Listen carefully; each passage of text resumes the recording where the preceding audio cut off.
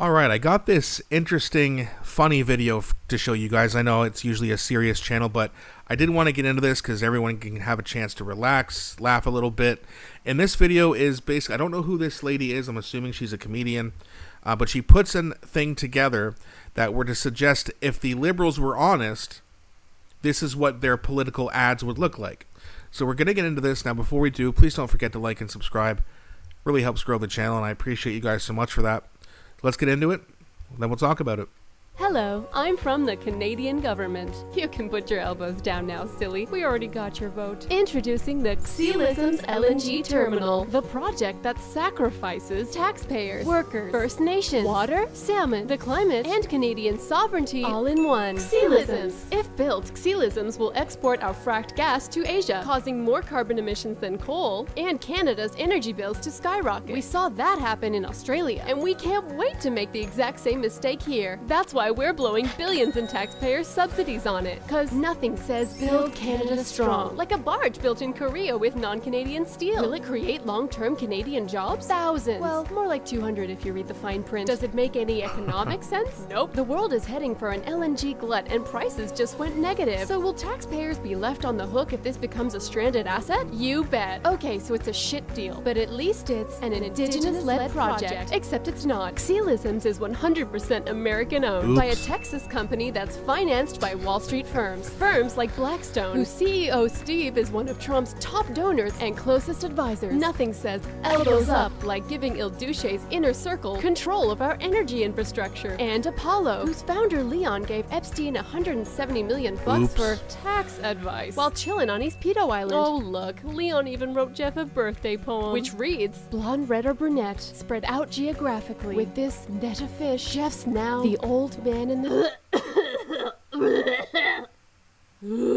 Hello, I'm from the government of BC, where even if you're a pedo-loving MAGA shitbag, Dave says, we welcome you. In fact, he's so desperate, he'll even build you a new transmission line, so you can hook up Xelisms to our hydropower. Don't worry, taxpayers will pay for it. So what if BC's already running out of power and water? As fracking companies drain our aquifers during a climate drought, Dawson Creek can always drink its own tears when it runs out of water. Oh, and to carry that fracked gas to Xelisms, we'll need a new pipeline. Introducing the Prince Rupert Gas Transmission Pipeline, which, much like Coastal GasLink before it, will shit on indigenous rights and countless salmon streams that ensure food security for people across BC. That is why the Gitxsan and Gitignan are erecting blockades, burning their benefit agreements, and telling us to edda yin from their lands. They're block yip, setting the scene for another major confrontation. But don't worry, we're ready to reconciliation them. That's why Mark's adding these projects to our fast-track list, while expanding police powers to treat land defenders as terrorists. And it's why we've hired Bechtel. You know, the guys who pushed for bombing Iraq, then got no big contracts to rebuild it. Perfect credentials for punching a pipeline through unceded indigenous lands. Xelisms and PRGT Pipeline, bringing together MAGA oligarchs, US warmongers, and Aussie bastardry to help us fuck Canadians. Cause the only sacrifice we won't make is taxing billionaires to fix the budget deficit.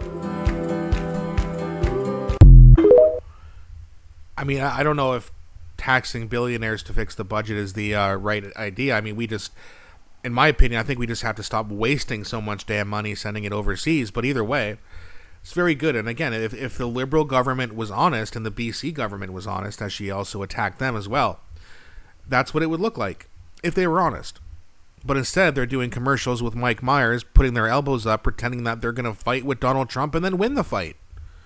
Good idea. 90% of Canadians live within 160 kilometers of the U.S. border, and a lot of people say that we don't need the United States. Really? You know, if we have to get everything from other countries that are further away, that's going to cost more money, right? In an economy where everything is already too expensive, you morons? Can't expect these people to learn, though. It's a shame, but that's what they want. That's who they elected. Unfortunately, that person won.